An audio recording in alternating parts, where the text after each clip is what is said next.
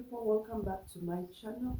Thank you so much, my subscribers, for the support. I do appreciate it. It's been a while since I personally featured in a video, so today I'm doing it for my fans, and I just want those who are joining for the first time and don't know who is behind Mo's Kitchen. It's me behind Mo's Kitchen. So thank you so much. I do appreciate, and big ups to my top fans who are the Ugandans, followed by those in the United States, United Kingdom, United Arab Emirates, Kenya, South Africa, Tanzania. Oh my God, those are my top fans, and I do appreciate. Thank you so much. So those who haven't yet joined Mo's Kitchen, all you have to do is press that button that says subscribe, and you'll be part of Mo's Kitchen. I'll just urge you, my fans, that please, when I put out a video, try to watch the video until the end so that I'm able to get my watch time, and this will motivate me to make more videos.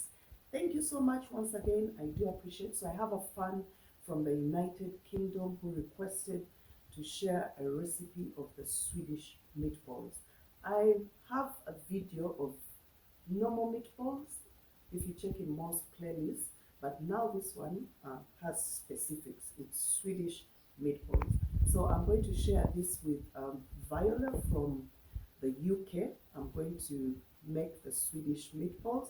So let's get started right away.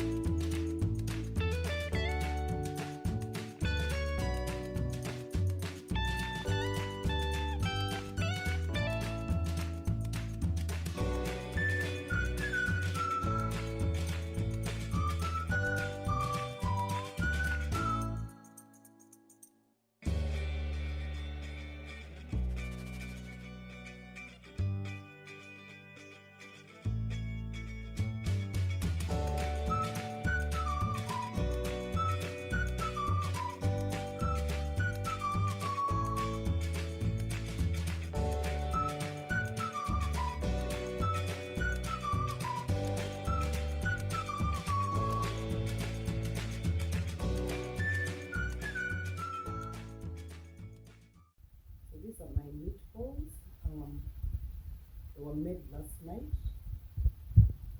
I marinated them because I needed the flavors. So kept them overnight in the fridge.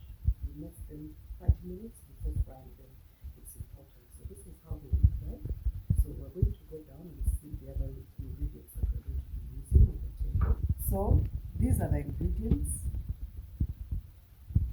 These are the ingredients that I'll be using for the sauce. But before we get to the sauce, we have to pan fry these meatballs just to become brown. Then we put them in the oven for 20 to 30 minutes. So we're going to start frying our meatballs.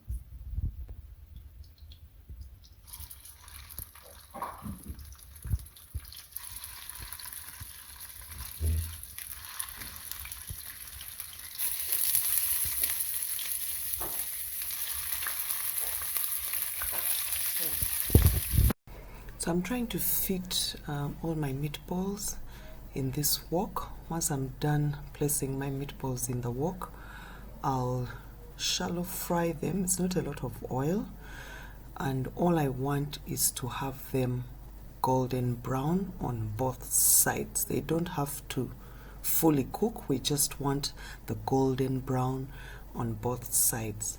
And once I'm done with that, I will transfer these meatballs one by one to a tray, and then we'll finish cooking them completely in the oven. So once we put them in the oven, we shall bake them for 20 to 30 minutes, but I usually go for the 30 minutes so that it's fully cooked inside. So once I put them in the oven, we shall start working on our sauce, and we shall use some of this oil that's in the wok because we want those flavors that have come out from the meat. We shall just reduce some of that oil and then add our butter to the frying pan. So I'm going to put them in the oven.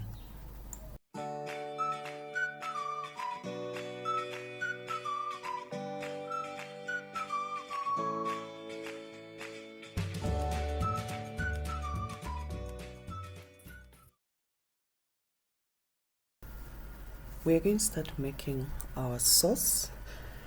So I'm using the same frying pan that had the meatballs, simply because I want to keep those flavors or juices that came out from the meatballs. So I'm using 3 blocks of butter, and I'm going to let this butter melt. You can use your whisk and keep moving the butter in a circular form so that it melts completely.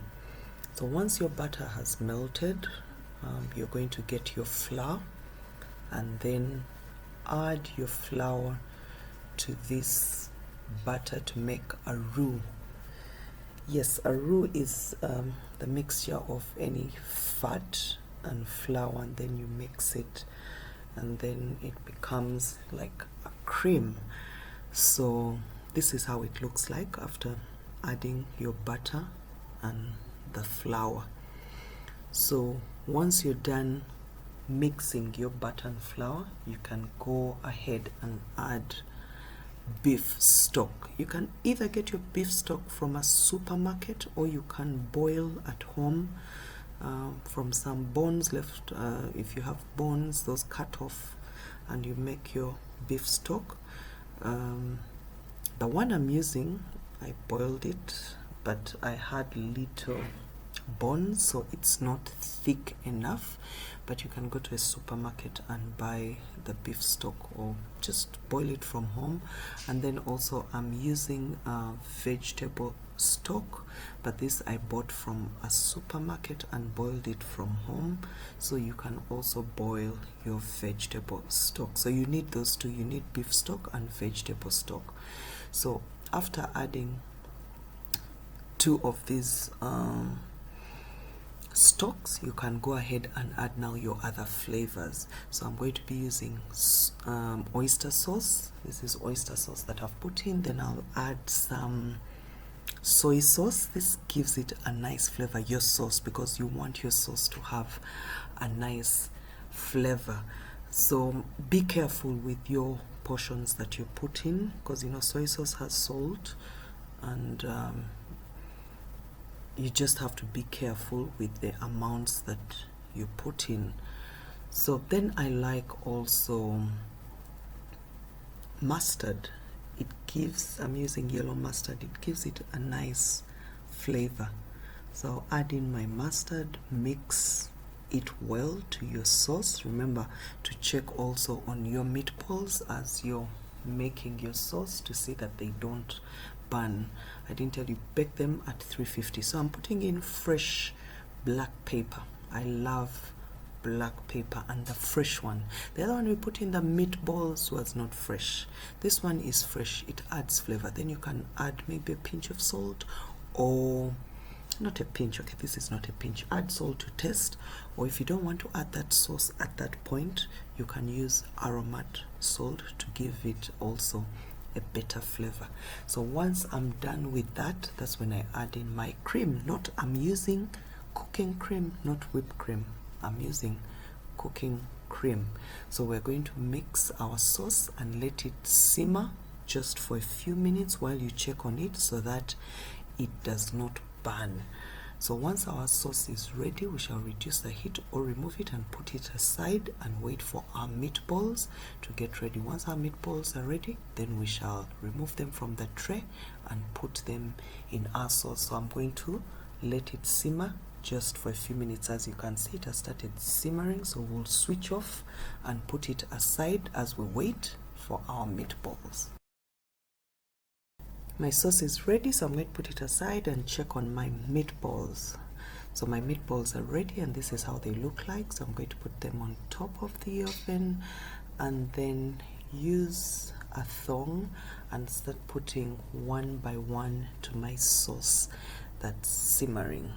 So once I'm done putting all my meatballs in the sauce, I'll have to remove the whisk and use a spatula to keep changing my meatballs to coat evenly. Make sure all your meatballs are coated well in the sauce. So once you're done coating them, you can add your cornmeal to garnish to give it also some green. So you'll add your cornmeal to the sauce and then continue mixing. As you had seen, that sauce that was on a tray, that's very rich sauce or juice that came out from the meatballs. You're not going to get rid of it. We're going to use it to add to our sauce because it has nice rich flavor. So we're going to add it to our sauce and it will give it a better taste. I'm assuring you people, if you try these Swedish meatballs, you're going to love them. So you mix them gently and let them simmer. So at this point, if you taste your salt is not enough, you can add aromat or more black pepper. But if you don't want and everything is okay, we are good to go. And I usually serve this with mashed potatoes. So our meatballs are ready. You just let them simmer probably like for 5 minutes and then remove because our meat is ready. So this is how our Swedish meatballs look like.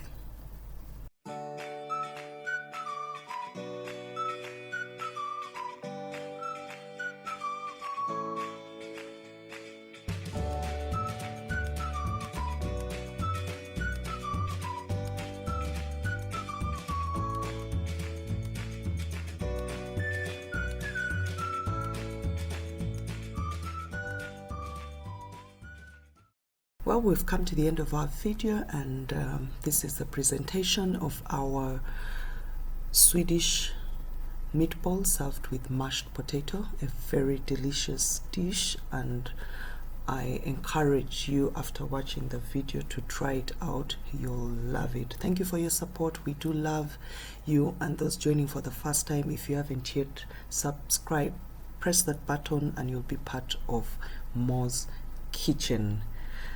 Share our videos with friends and family. We'll see you when we are making another video. Bye bye for now.